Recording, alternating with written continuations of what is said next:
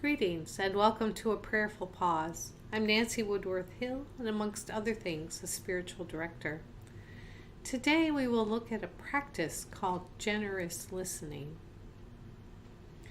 When we are engaged in a conversation, it's most often the case that we listen in order to respond, or in some cases, to react. This means that our attention is split between what we're hearing and understanding and reading off of another person and our own formulation of an immediate response. There is another way to listen. It goes by various names: generous listening, deep listening, contemplative listening. It's a way of listening or hearing another person without immediately judging, trying to control, or formulate a response. This way of listening requires a mind which may best be described as mindful or contemplative, having characteristics of being open, alert, attentive, receptive, curious. It requires we relinquish the need to project our opinion and to defend our agenda. This way of listening encourages openness to the humanity and the life experiences of the other, and a willingness to be surprised, take in ambiguity. It often shifts the conversation from providing answers to asking better questions. It's an intimate undertaking to listen for another's truth, which has the potential to increase the listener's vulnerability as the need for control is relinquished.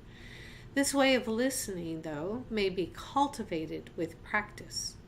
It will also increase the retention of the content of the conversation. It's important to clarify the notions of judgment and discernment.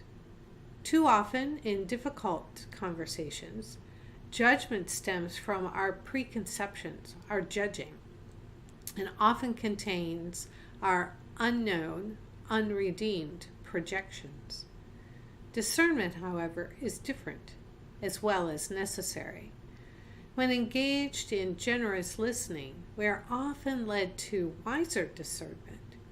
And with clarifying questions, we are better able to both respond and to work towards any decisions that are needed. So to begin the practice, one needs to prepare and be aware of which conversations would benefit from being engaged with a generous listening.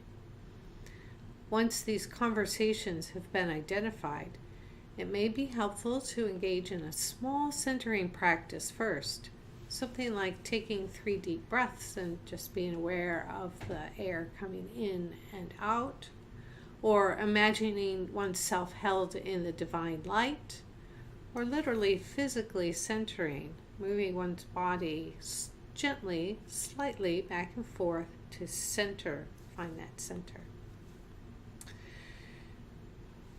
Now that one has done that, remind yourself to be mindful, ready to listen generously, with curiosity. You can ask questions to give you better understanding or clarify what you're hearing. It may be helpful to tell the person that you'd like to put into your own words what you're hearing and to check with them on the accuracy. Am I understanding you properly? And as much as possible, let go of the desire to be in control. Note that this does not mean that you are agreeing with a person. You're just listening to them deeply. So the practice itself, listen deeply.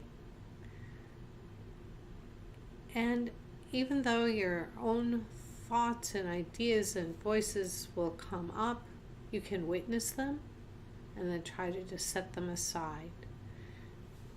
It is crucial to maintain a focused attention on what you are hearing.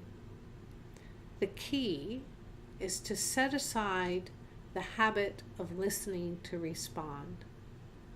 Above all, this practice is about being attentive rather than reactive in your listening. If this video has been helpful to you, please consider sharing it. Go in peace.